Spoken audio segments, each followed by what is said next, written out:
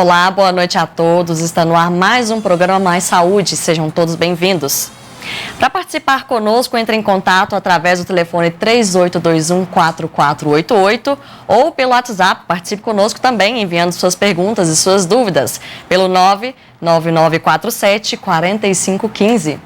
Hoje nós vamos falar sobre aromaterapia e terapias integrativas e também sobre circulação. A Jamile Salomão já está aqui conosco e também daqui a pouquinho nós vamos receber o Dr. Marden Luciano. Inicialmente, eu gostaria de agradecer a Maria Gabriela Modas, que está me vestindo hoje. Também agradecer a Yara Maquiagens, Yara Makeup, que me fez e que me produziu hoje.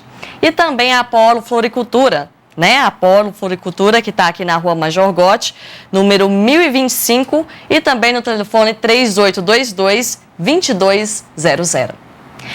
Bom, vamos falar agora sobre aromaterapia, que está inclusa também aí dentro das terapias integrativas. Para quem não sabe, a Jamile Salomão, que é terapeuta integrativa e aromaterapeuta, está aqui conosco para explicar justamente sobre isso para nós.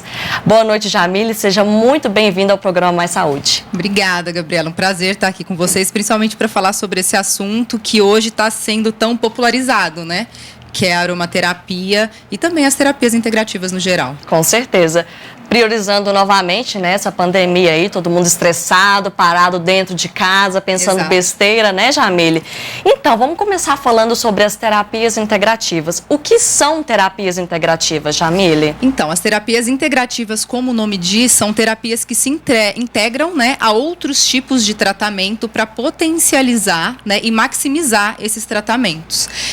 As pessoas também utilizam muito o nome de terapias holísticas, né? Isso porque a maioria das terapias integrativas, elas se baseiam dentro da visão holística, do holismo, que enxerga o ser humano como um todo, não olhando só a parte física, né, que é o nosso corpo físico, mas sim também a nossa parte energética, mental e espiritual. Então, a gente entende que o ser humano, para estar 100% bem consigo, ele tem que cuidar dessas três frentes, e é isso que o holismo cuida.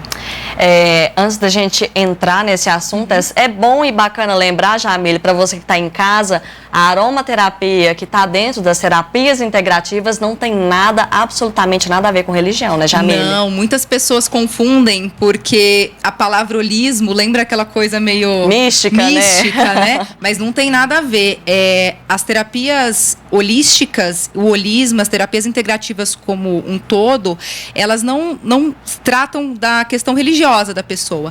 É muito livre, né? O que a gente sempre fala muito para os nossos utentes, para os nossos clientes, é que é muito importante para quem está em casa, você que está assistindo, crer em algo, né? Essa força maior que nos rege, ter uma fé em algo. E isso indifere da sua religião. Você pode levar essa crença para dentro do seu campo religioso, sim, mas não é uma coisa que o terapeuta coloca para o seu cliente, para o seu utente, né? É muito mais essa questão na sua crença pessoal, no seu poder interior.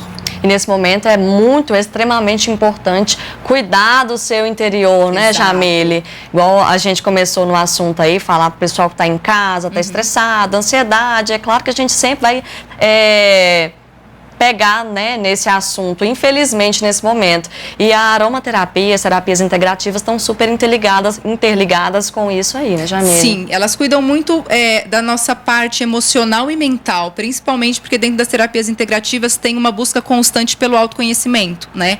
As pessoas hoje, e há muito tempo, acabam procurando sempre as soluções no externo, né, Gabriela? Então, às vezes no alopático, em alguma coisa muito longe da gente.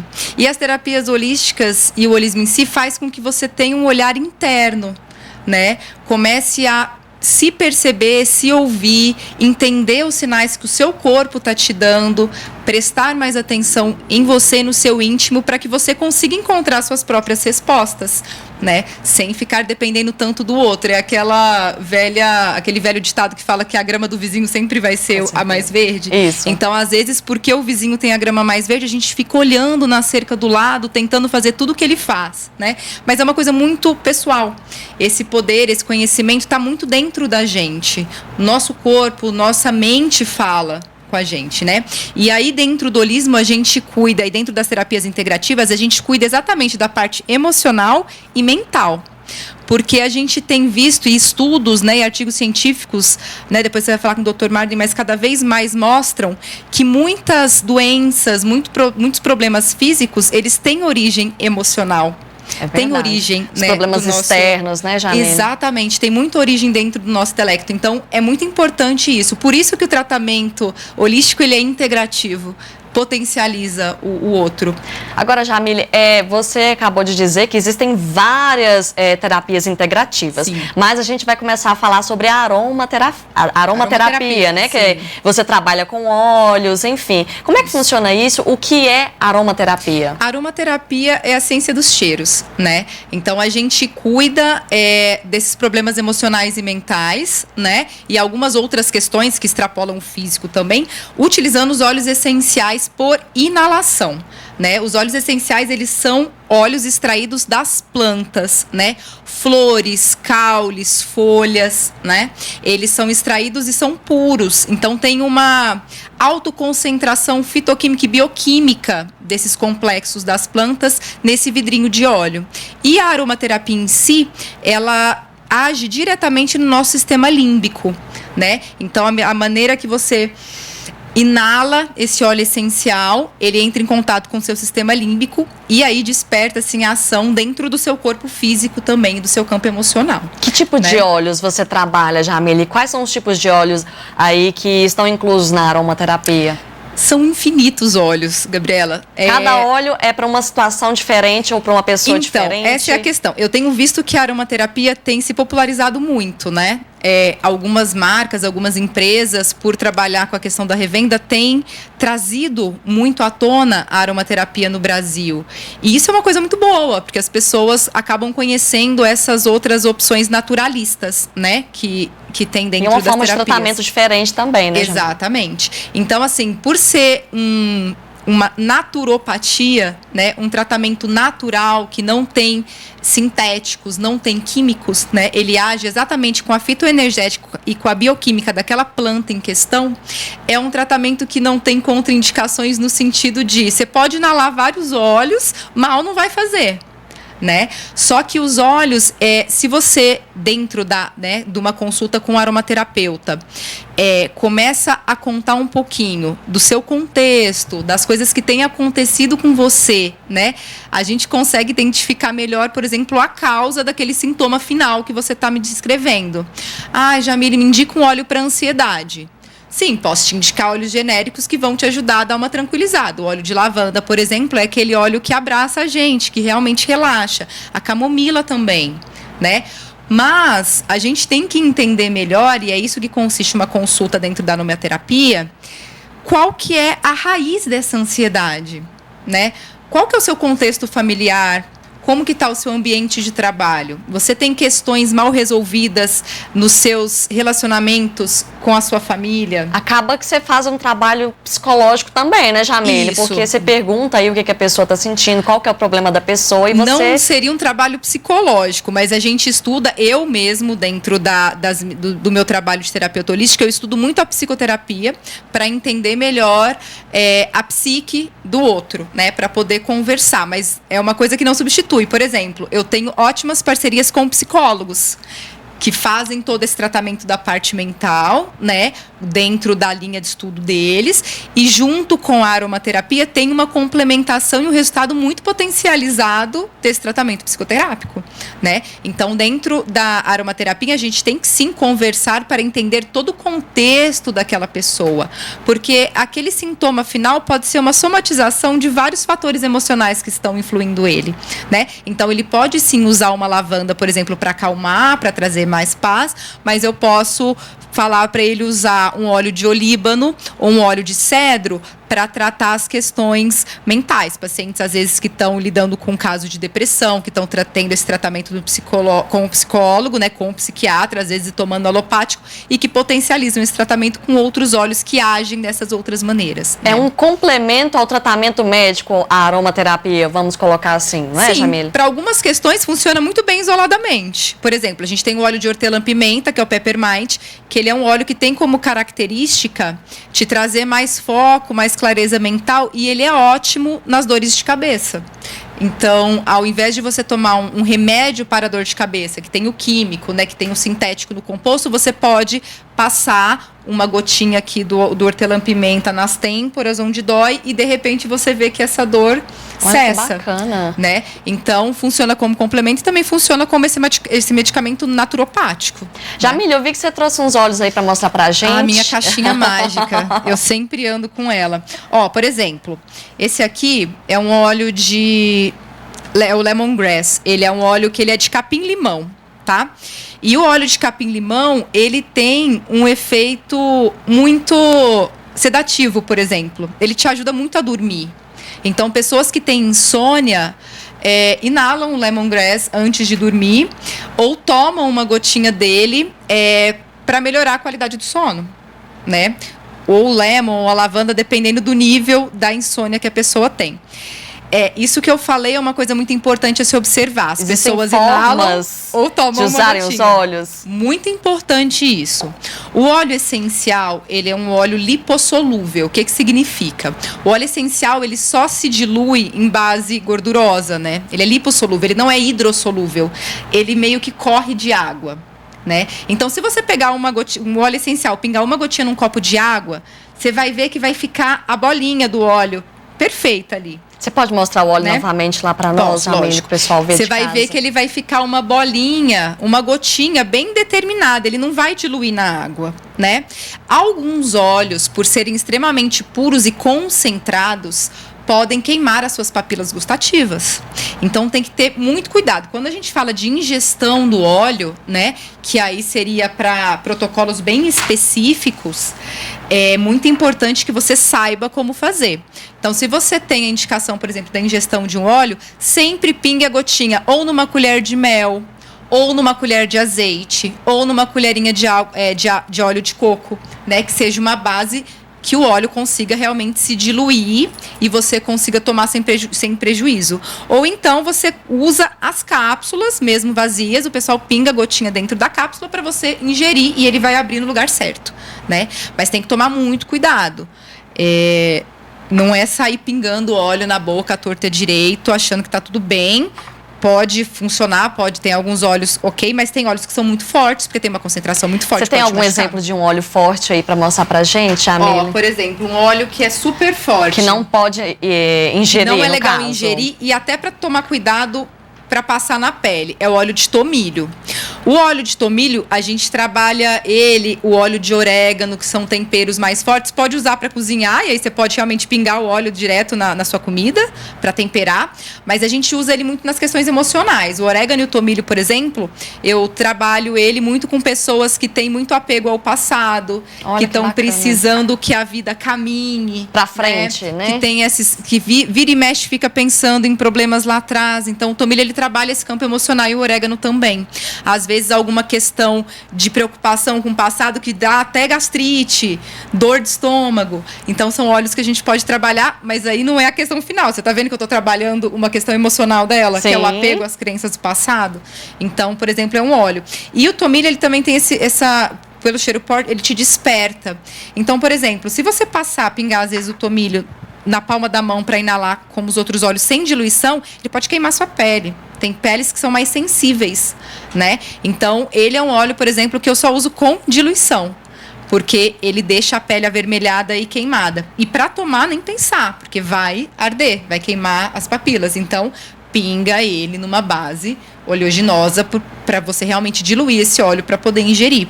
Não faça ingestão de óleo essencial sem uma indicação do seu aromaterapeuta. Procure seu aromaterapeuta antes saber. de, né, só ir lá comprar o óleo, chegar em casa, usar de qualquer jeito e dar errado, eu falo que assim, os óleos, eles não são, quando você usa para inalação, eles são muito benéficos. Querendo ou não, são óleos que quando você pega assim as questões generalistas deles, eles realmente ajudam muitas questões. Então, você tem os kits básicos, a lavanda, que te ajuda a dormir, o hortelã-pimenta, que te ajuda a ficar mais desperto e te ajuda na dor de cabeça, o óleo de limão siciliano, que é o lemon, que eu gosto muito também, não tá aqui, que ele é um ótimo detox. Sabe quando as pessoas falam, toma água com limão de manhã? O lemon, o óleo essencial, tem esse sumo e as propriedades químicas do limão super concentradas, né? Então, são ótimos para você tomar numa gotinha de mel, por exemplo, de manhã, né? Para fazer um bochecho e limpar todas as suas glândulas emuctórias, que são suas glândulas excretoras. Então, ele promove um detox também do corpo, eliminando, né? As coisas ruins que estão. Então, tem gente que começa a funcionar melhor o intestino, faz realmente uma limpeza de várias coisas. Então, são óleos que eles têm uma propriedade maior. A laranja doce, que é o óleo de laranja, ele é ótimo para sentimento, para te despertar o bom humor. Você pode colocar lá para mostrar pra gente. Então, assim, são óleos que realmente... Isso aqui é ótimo para quem acordou de mau humor, inala uma gotinha de laranja doce... vai te deixar mais alegre, né? O óleo de alecrim que te conecta com a criança interior, a mandarina verde. Então, é muito bacana. Quanto mais você estuda, quanto mais você lê sobre, mais você se apaixona. É um leque muito grande, né, Jamile? Muito grande. Jamile, agora nós vamos para um breve comercial. Daqui a pouco a gente volta para falar sobre a aromaterapia e as outras terapias integrativas também. É daqui a pouco.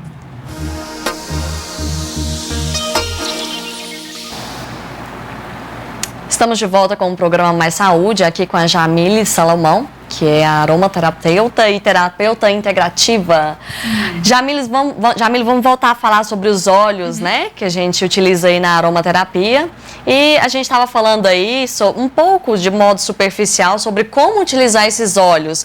Quais são as formas de utilizar esses óleos aí para a gente trabalhar a aromaterapia, Jamile? A primeira e principal forma de usar os óleos essenciais é via inalação, né? Ou você pinga uma gotinha na palma da mão para inalar esse óleo diretamente. Igual eu fiz agora há pouco. Isso, para você inalar. Ou você pinga no difusor, né? Por que a gente esfrega a mão? Tem gente que pergunta, por que você sempre esfrega a mão? Não é para espalhar o óleo. O óleo, para ele volatizar, ele precisa de calor. Então, quando você esfrega a mão, ele volatiza e libera melhor o aroma, né, dele. Então, por isso que a gente esfrega as mãos. No difusor, você pode pingar aquele difusor de tomada mesmo, ele vai esquentar o óleo e aí, volatizando, ele vai liberar o aroma. Você pode colocar ali do lado da cama para usar antes de dormir, por exemplo.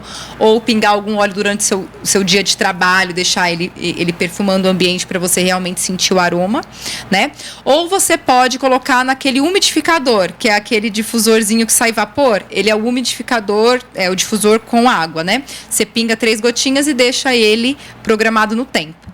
Ou ingerido em casos orientados. Específicos. E no banho, Jamile? Porque às vezes as pessoas costumam perguntar, né? Se a gente pode utilizar esses óleos durante o banho. Então, eles são diferentes daqueles óleos, por exemplo, corporais ou essências, né? Ele não é para você passar no corpo durante o banho. Mas você pode, por exemplo, pingar no chão do seu box. Como vai estar o calor ali, a água quente, vai esquentar o óleo, vai liberar o cheirinho. Ele vai correr, né? Mas por algum momento você vai sentir quase um efeito sauna. E você pode usar topicamente também. Por exemplo, o óleo de laranja que você inalou, que é muito bom para o humor, ele é ótimo por conta do composto químico dele, para o combate de flacidez e celulite, por exemplo. Então, você pode pingar um molhinho no seu creme de massagem e usar topicamente. Ele é ótimo. Aí a gente pensando que a aromaterapia é usada só para o interior da gente, tá vendo, galera? Sim, a gente também pode usar nos cuidados de pele, então. Sim. Em alguns casos. Sim, super amplo, óleos, assim. Os óleos, eles são muito eficazes, tá? Às vezes alguma aromaterapeuta está me assistindo e vai falar assim, olha lá, Jamile falando que não pode ingerir, não pode pingar no copo d'água. Não estou falando que não pode, só estou falando que no copo d'água o óleo ele vai se perder mais facilmente. Às vezes ele vai escorrer ali para a parede do copo, você não vai ingerir o que você precisaria. O suficiente. Né? Ele está muito concentrado ali, ele não vai diluir como um suquinho na água para você tomar. Então, né, nas devidas proporções, é isso aí. Jamile, a gente está aqui falando e falou bastante sobre a aromaterapia, né, que inclusive é bastante interessante aí, principalmente em relação ao uso desses óleos. Sim. Agora a gente vai falar sobre as outras terapias integrativas. Quais são as outras terapias integrativas, Jamile, que você trabalha? Existem várias terapias integrativas. As que eu trabalho no meu espaço, né, e aí é um conjunto, as terapias integrativas feitas em loco, né? Trabalho com a cromoterapia, que é a terapia que usa as cores, né? E a cromoterapia é super bacana porque não é só na questão física, né, e energética, mas muito na questão da sua vestimenta, Quando eu falo do Feng Shui, que é a medicina, que é uma, né, cultura chinesa sobre a organização dos ambientes, a cromoterapia entra também. Então, cores que estimulam, que desestimulam. Então, questão de roupa também, por exemplo, dependendo do humor da pessoa, hoje eu vou colocar um rosa, um verde para me alegrar mais. Tem alguma coisa relacionada a isso? Tudo a ver. Por exemplo, eu tô toda em tons de azul. Não sei se dá para vocês verem. O azul é uma cor que super estimula a sua expressão.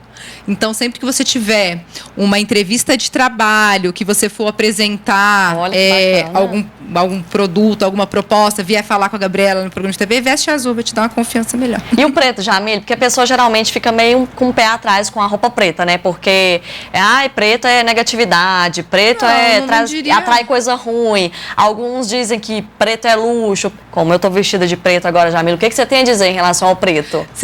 A gente sempre leva a premissa aqui, o branco é a ausência de todas as cores e o preto é o conjunto de todas as cores, que né? Bom. Então é legal você sempre dar uma quebrada, né? Na cor como é que preta. você trabalha essa questão das cores aí, essa parte da terapia? Como é que você trabalha? A cromoterapia a gente usa tanto na questão energética quanto na questão física. Por exemplo, eu vou dar um exemplo da questão aplicada no corpo. A luz verde, ela tem um alto poder cicatrizante anti-inflamatório. Então, você pode, às vezes, ir num fisioterapeuta que ele vai deixar você, às vezes, sob a luz verde durante o tempo, né? A luz, ela vai aquecer a área e a luz verde tem essa característica. Muitos hospitais utilizam o uniforme da cor verde, porque justamente, realmente é a cor a maioria dos saúde. Hospitais, as paredes são verdes, sim, né, Jamile? Então, durante a cromoterapia, nas minhas sessões, a gente trabalha uma terapia para fins energéticos, né? Então, para o realinhamento energético, dos chakras, questões emocionais. Quando é que eu procuro a cromoterapia? Quando é que eu me sinto... quando eu sinto a necessidade de procurar esse tipo de terapia? Como é que funciona? As terapias holísticas eu falo que são muito bacana para você quando você está se sentindo meio baixo astral, quando você precisa realmente dar uma reenergizada e principalmente quando você precisa olhar para dentro de si. Dentro das terapias holísticas a gente trabalha muito a questão do autoconhecimento, né? Então essa jornada de você realmente entender, né, que você tem que olhar para dentro de si para encontrar as soluções dos seus problemas, das suas dores e das suas crises, são muito trabalhadas dentro das terapias integrativas, né? Então, a partir do momento que eu procuro uma terapeuta integrativa, no caso você, é você quem decide o tipo de terapia junto que vai do cliente, do agregar a minha pessoa. Sim, exatamente. Entendi. Quais são os outros tipos de terapias integrativas, Jamile? Hoje, além da cromoterapia, eu trabalho com a cristaloterapia, né, que usa a energia dos cristais e das pedras. Como é que funciona? Você usa os cristais específicos para cada chakra, que são seus pontos energéticos dentro do seu corpo, para fazer o restabelecimento dessas funções, né? O que são chakras? Igual você falou, são pontos energéticos. Isso, a gente visualiza os chakras como pontos dentro do nosso corpo físico, né, que compõem a nossa parte energética do corpo, que eles estão ligados a vários campos emocionais e alguns campos físicos, então na região de alguns órgãos em específico. Então a gente trabalha com a energia desses pontos individualmente. A gente tem 7 chakras, o primeiro fica na base da coluna, que é o chakra básico, sobe para o umbilical, chakra cardíaco, chakra laríngeo, frontal e coronário. Então, a gente trabalha vários campos, tanto emocionais quanto físicos, dentro desses chakras. E a cristaloterapia é exatamente para reestabelecer a energia e a função desse chakra em específico. E as outras terapias, Jamile? A gente trabalha eu trabalho especificamente, eu sou reikiana, então eu trabalho com o reiki.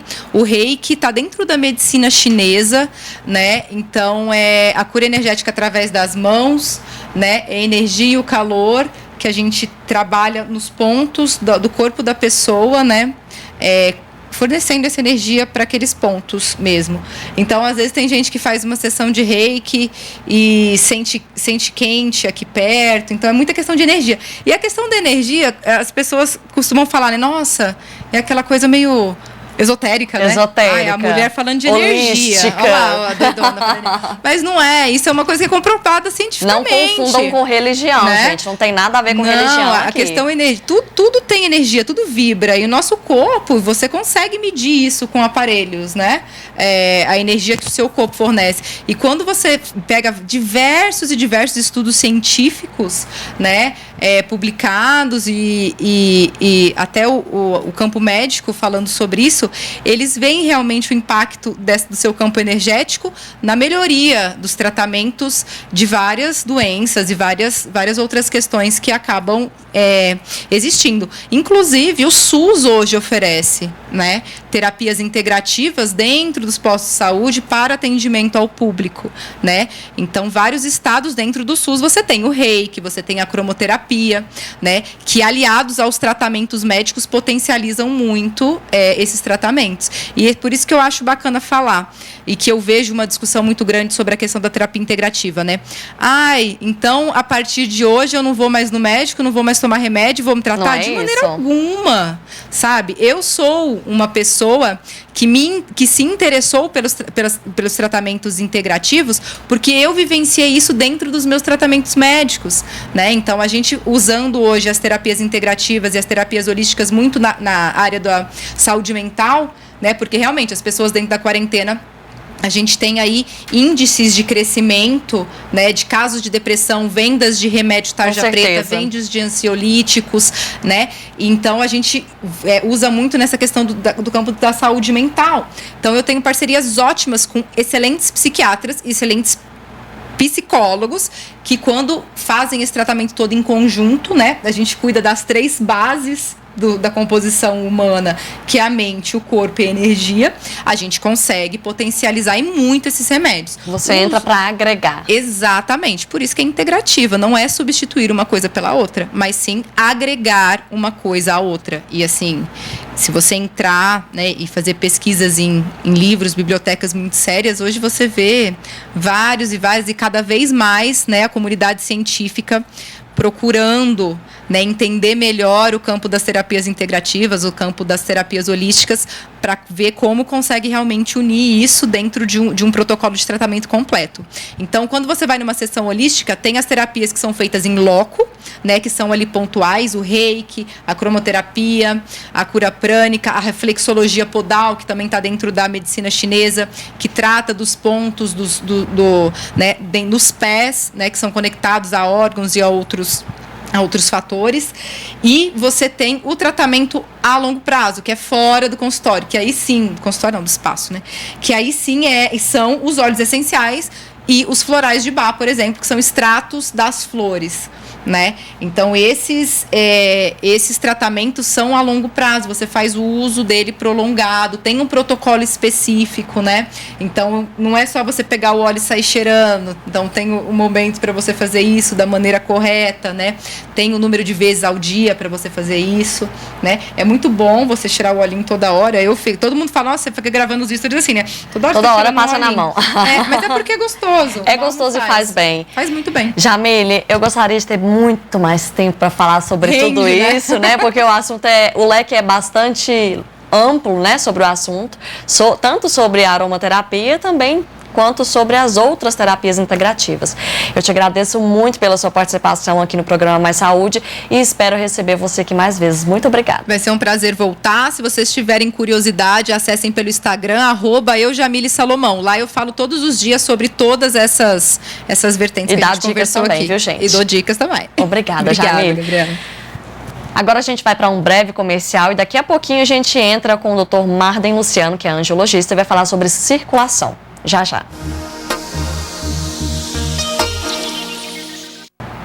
Estamos de volta com o programa Mais Saúde. Agora estamos recebendo aqui nos estúdios da NTV Dr. Marden Luciano, que é angiologista, e vai falar sobre a circulação e a importância da atividade física também nesse período tão estressante, né? E que as pessoas ficam muito acomodadas em casa.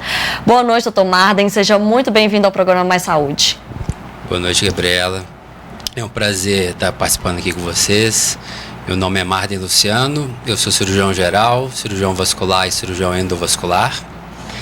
E falar sobre esse tema tão relevante que é circulação em meio de pandemia é um tema bastante importante no nosso meio. E a gente tem que saber que é importante se movimentar, mexer, né? Então, em meio dessa pandemia, a gente teve que se reinventar, literalmente, porque do nada a gente teve que ficar em casa, né? Academias fechadas. Então a gente teve que se mexer para evitar o sedentarismo. E a gente sabe que se mexer é importantíssimo para a circulação, pois sabemos que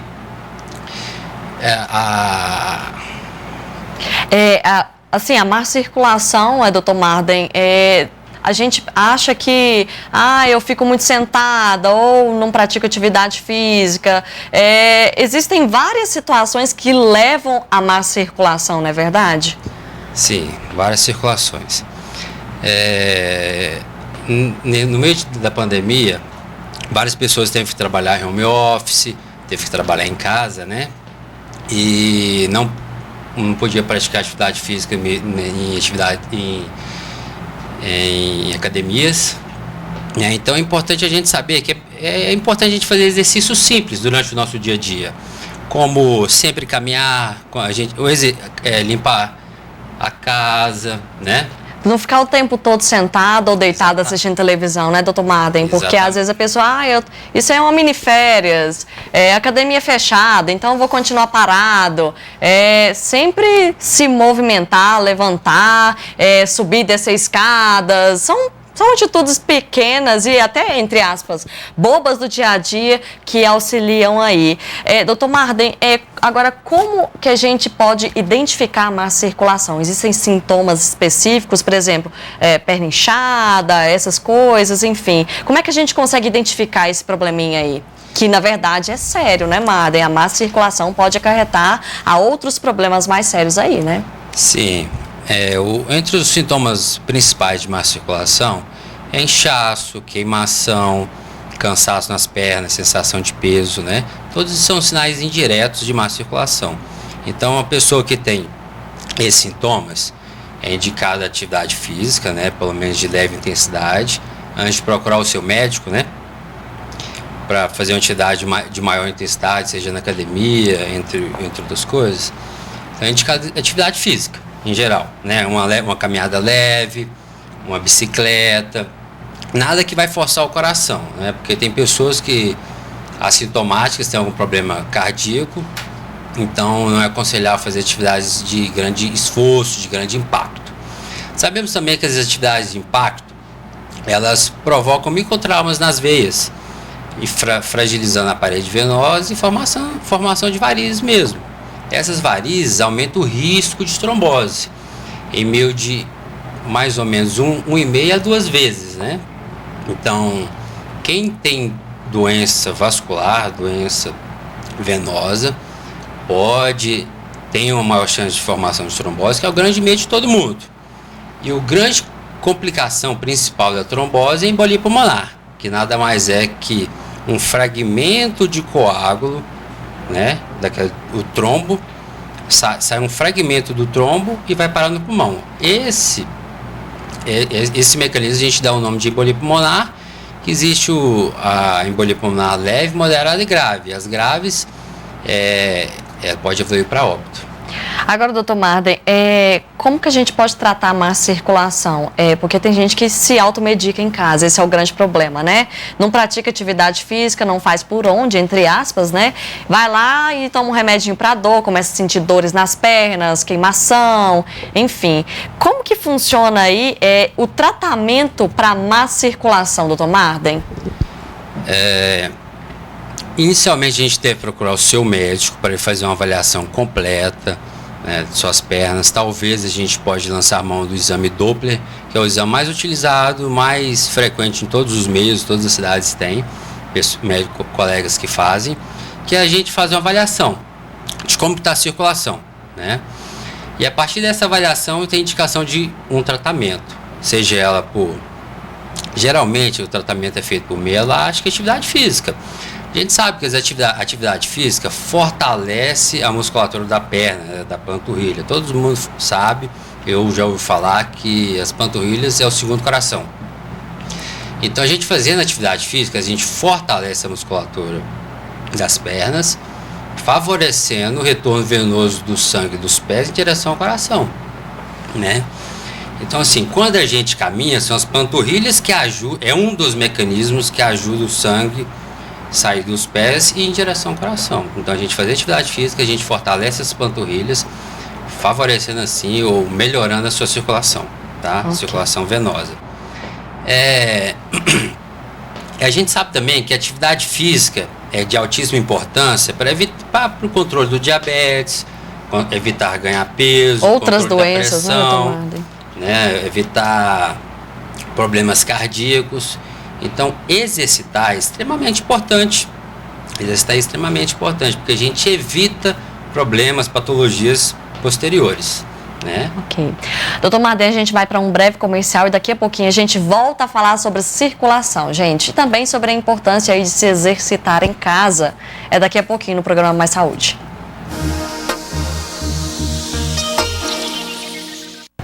Estamos de volta com o programa Mais Saúde, recebendo aqui nos estúdios hoje o Dr. Marden Luciano, que é angiologista, e a gente está batendo um papo aqui sobre circulação, Dr. Marden. A gente estava falando sobre os sintomas aí da má circulação. O que o pessoal costuma passar em casa, ver em casa e acha que já é um sintoma? Enfim, o que a pessoa sente quando ela está definitivamente com má circulação, Dr. Marden? Bom, não é muito infrequente a gente ver pessoas que trabalham o dia inteiro sentado, ou então quando viajam em uma posição só, ter as pernas inchadas, pesadas, né? Queima ocasionalmente, fala, gente, minha perna está um peso, parecendo que está carregando um tijolo. Enfim, esses são sintomas de má circulação, de uma insuficiência venosa. O que significa insuficiência venosa? É que o sangue, quando você fica mais em uma posição, ele tem dificuldade de retornar em direção ao coração.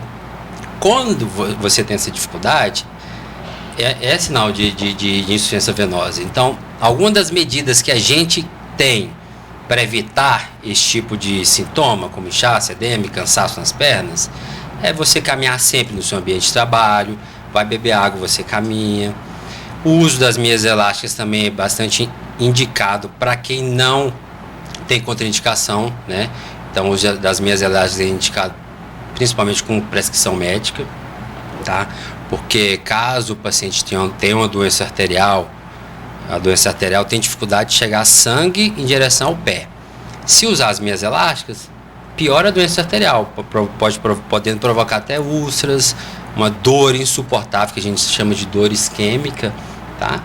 Então, a gente tomamos algumas medidas simples, que é principalmente atividade física. Corrida, caminhada.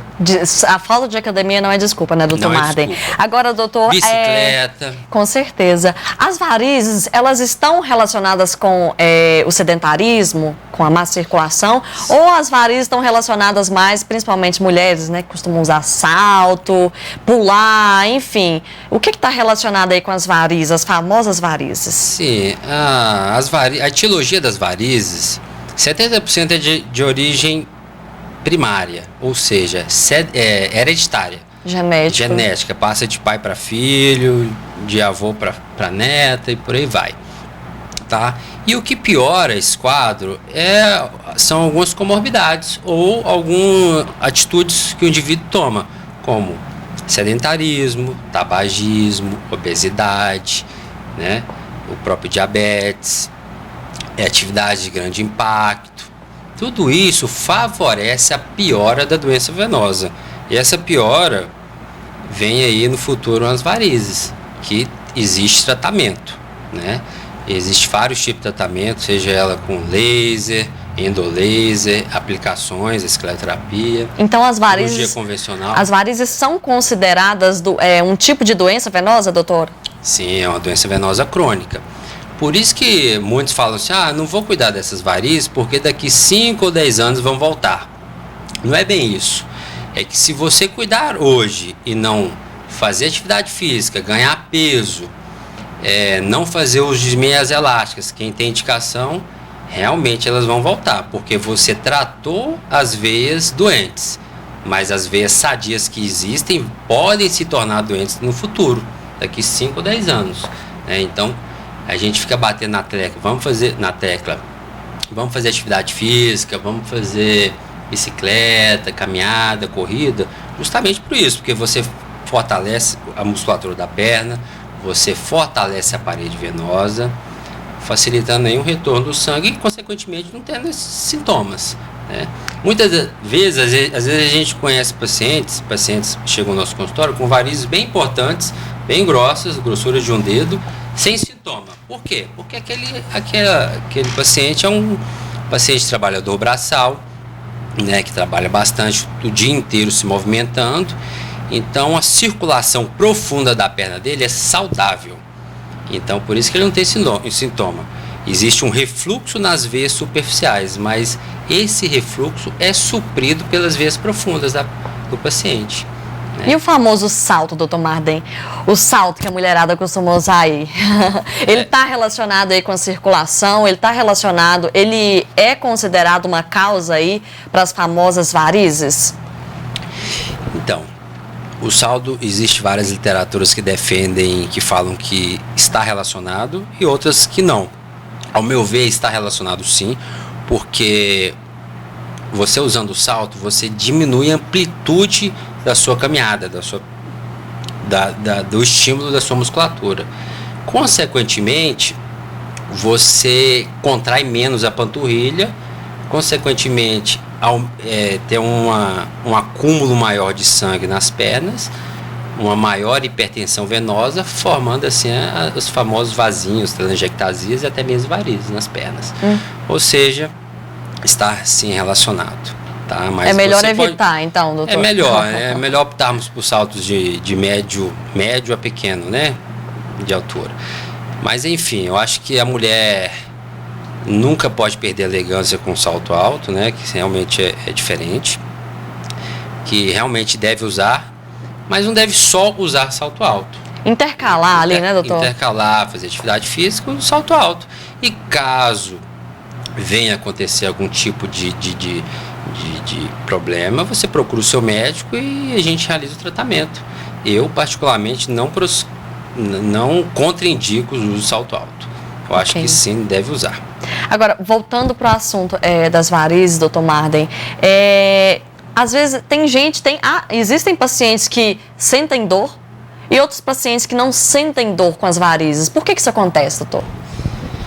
Então, a gente tem que ficar bastante atento, porque muitas vezes as dores nas pernas é confundido com varizes e outras, ou ocasionalmente pode ser doença lombar, doença de coluna mesmo, compressão radicular, hérnia de disco, algum desgaste, bico de papagaio, famoso bico de papagaio. Então, primeiramente, você tem que procurar o seu médico e avaliar. Essa dor é de origem venosa ou é de origem nervosa, né? Compressão de algum nervo da coluna. A partir daí, a gente tem que indicar o tratamento, né? Se for de origem venosa, a gente vai avaliar com o Doppler, né? O duplex venoso, avaliar a circulação, que às vezes o paciente não tem doença externa, né? Praticamente a perna da paciente é lisa, mas tem doença nas veias profundas. Aí você tem que tratar o sistema profundo do paciente. E acaba que é uma questão mais complicada, né, doutor Marden? É uma questão mais complicada, mais fácil de resolver. Não é nada... Um bicho de 7 cabeças, não. Não é nada complicado assim, não. Doutor Marden, agora vamos voltar a falar sobre as meias elásticas. As pessoas costumam, principalmente os idosos, né, os avós, né, os mais antigos, sentir uma dor na perna, corre lá, compra uma meia elástica, já coloca, já dorme com a meia, já fica o dia todo com a meia. Como é que funciona aí o uso correto dessas meias elásticas, doutor Marden? A meia, existem 3 tipos de compressão, basicamente. A suave compressão, que é para aquela paciente que não tem nenhuma doença, a perna é uma perna linda, né? Sem varizes, sem nada, com o objetivo só de evitar doença no futuro. Uma de média compressão, que geralmente é para aqueles pacientes que já têm algum tipo de varizes, tá? ou até telangiectasias, que são os vasinhos. E alta compressão, que são para pacientes que teve trombose, que teve algum tipo de linfedema, né, que é outra doença, tipo de doença, né, e até extra compressão, só que geralmente a gente não usa porque é muito, muito difícil de colocar. Enfim, existem esses 3 tipos de compressão de meia. A meia geralmente a gente coloca pela manhã. Antigamente tinha um hábito de, antes de colocar o pé no chão, você calça a meia. Mas hoje não precisa mais disso. Você acorda, toma café, toma banho e depois você calça a meia e vai para o seu trabalho. e tira no final do dia, quando você chega em casa, 5, 6, 7 horas da noite. Tá? Essa é a forma certa de usar a meia. Você não dorme com a meia porque durante o sono a pressão em decúbito dorsal, né, deitado, é 0. Então não tem indicação. Talvez se você dormir com essa meia, você pode amanhecer com as pernas inchadas ou até dolorida. Mas assim, doutor, a gente pode estar usando essas meias durante todo o dia? Porque tem gente que coloca a meia de manhã e só tira à noite quando chega em casa, não é verdade? O que o senhor tem a dizer a respeito aí dessas pessoas? Pode usar ela durante todo o dia, sem problemas. Caso a pessoa tirar aquele cochilo na hora do almoço de 30 minutos, 1 hora, não tem problema nenhum, pode dormir com a meia, tá? Não é indicado você dormir e passar por mais de 2 horas deitado com a meia. Mas em alguns casos, principalmente de pós-operatório, a gente indica 72 horas com a meia, mas é um caso de pós-operatório, cirúrgico, né? É um caso, então, relativo. A meia de compressão é o único objeto que a gente utiliza aí para má circulação, doutor? Porque eu não sei se já chegou até seu consultório, existem pessoas que, sabe aquelas borrachinhas de amarrar dinheiro? Vai lá, pega aquela borrachinha de amarrar dinheiro e coloca aqui na perna. Isso aí tem alguma coisa a ver, doutor? Isso aí adianta, resolve ou piora a situação? Porque eu já presenciei pessoas fazendo isso. Não, eu vou colocar essa borrachinha aqui na perna para melhorar a minha circulação. Não tem nada a ver, né, doutor Marden? Não, é mito. Realmente não tem nada, não tem relação nenhuma com melhora. Somente a meia. As duas, não. A meia e atividade física. Essa é a indicação que a gente fala com todos os nossos pacientes, né? Porque realmente a gente está cansado de saber que atividade física e evitar ganho de peso é extremamente importante para todo o organismo, né? Para a gente manter uma saúde venosa, uma saúde do coração, uma saúde mental, um equilíbrio. Agora, voltando para as varizes, doutor, que também faz parte da má circulação, né? Acredito eu. As meias compressoras, além dessas meias compressoras, quais são os outros tipos de tratamento para varizes? Aplicação, enfim. Tá. Primeiro a gente faz uma avaliação completa de cada paciente e a partir de então a gente indica o melhor tratamento para ele. Existe vários tipos de tratamento. Desde escleroterapia convencional, aplicações com espuma densa, que é aquela realmente espuma, endolaser, que a gente passa, que trata a safena por termoablação, laser transdérmico, que a gente trata aquelas veias reticulares que geralmente ficam embaixo da perna, irrigando aqueles vasinhos, tá? A gente trata com laser transdérmico. Então são esses métodos de tratamento nos dias de hoje. Doutor Marden, a Maria Alice está perguntando aqui, eu gostaria de saber, doutor, se tem alguma coisa a ver com veias, algumas manchas roxas que apareceram na minha perna, na parte da coxa, com um tamanho grande e altas. Tem alguma coisa relacionada aí com a circulação, doutor Marden? Não tem nada a ver. Ocasionalmente, alguns pacientes chegam no nosso consultório falando que, doutor, tem alguns roxos na minha perna. Sim, ali pode ser que alguma veia pode ter realmente estourado, né? Ou então tido um estiramento muscular, ou então até uma doença simples, que geralmente é a púrpura simples, né? Que principalmente os pacientes brancos, com a pele bem branca, pode ter uma púrpura simples. E a gente pede todos os exames, o paciente está normal. Mas é genético isso, é intrínseco do paciente. Então, geralmente, esses pacientes, principalmente os branquinhos, podem, como diagnóstico diferencial, é púrpura simples. Com certeza. O senhor falou uma coisa bastante interessante aí. Geralmente, as pessoas muito claras olham do nada, tem um monte de roxo na pele. Então, não tem nada a ver com circulação, doutor Marden? Não. É bom a gente avaliar, fazer uma avaliação criteriosa, mas em alguns casos realmente não tem nada a ver com circulação. E qual a conduta? A conduta é observar. Não tem muito o que fazer. A gente tem uma boa alimentação, principalmente rica em colágeno e em proteínas, né? E nada a fazer. O bom é que não é uma doença ruim, não é uma doença maligna, não é uma doença, né? É uma púrpura, é próprio do seu organismo, próprio do seu corpo, então não tem nada a fazer. Doutor, a Lenir está perguntando aqui, quando eu uso calça apertada me dá muita dor nas pernas. Já tive trombose. Pode ser por isso ou pode ser por outras situações aí? Sim, a trombose nada mais é que uma obstrução das veias profundas. Geralmente, após um ano, existe uma recanalização desse coágulo que entupiu a perna, entupiu a circulação. É como se fosse um monte de canudinho de refrigerante, recanaliza tudo ali. Então, esse segmento venoso, ele fica com refluxo, porque estragou as válvulas, machucaram as válvulas. Se você machuca essas válvulas, você vai ter comprometimento daquele segmento. Ou seja, o paciente que já teve trombose vai ter mais sintoma, como inchaço, cansaço, dor, e geralmente a perna que já teve trombose, ela tem um maior diâmetro do que a perna sadia, tá? Então, sim, pode ser devido à trombose. E quando a gente usa calças apertadas, né, a gente dificulta o retorno do sangue dos pés em direção ao coração. Então, facilitando o inchaço dos pés, sim. Então, pode causar dor. Okay. As calças apertadas. Doutor, a Flávia, doutor, subir escadas várias vezes por dia pode causar varizes? Geralmente, a maioria das perguntas é relacionada às varizes, né, doutor? Principalmente vindo das mulheres. Então, você tem que subir as escadas com um sapato confortável, né? Realmente não vejo nenhuma relação que pode causar varizes, tá? Subir escadas, tem até o aparelho na academia que é subir as escadas, que fortalece a musculatura da perna, da coxa, né?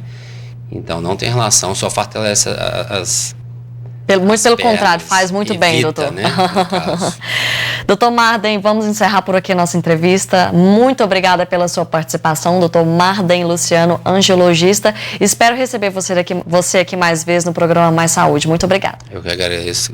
Muito obrigado. É isso aí, gente. Encerramos mais um programa Mais Saúde. Mais Saúde. Hoje nós recebemos aqui a terapeuta integrativa e aromaterapeuta Jamile Salomão e também o Dr. Marden Luciano, que é angiologista, e bateu um papinho com a gente aqui sobre circulação. Eu agradeço a todos pela participação no programa e até o próximo. Agora nós vamos chamar o Odair Cardoso com o NTV News. Boa noite, Odair. Oi, Gabriela, boa noite para você, boa noite a todos que estão aí ligados, né, com as dicas especiais aí do Mais Saúde. Bacana, né, a gente poder ouvir especialistas aí. Com certeza, Odair, principalmente para você que fica o dia todo sentado na cadeira, mexendo, escrevendo matéria para o site, enfim, pode, assim, de acordo com o Dr. Marden, né, pode causar, pode levar, acarretar alguns tipos de problemas, Odair. Então, você levanta mais vezes para tomar sua água, levanta mais vezes para ir ao banheiro, para ajudar aí a auxiliar a circulação das suas pernas. Vamos nos cuidar, né? Sempre. Verdade. É isso aí, Odair. Boa noite e bom jornal para você. Valeu, Gabriela. Boa noite para você.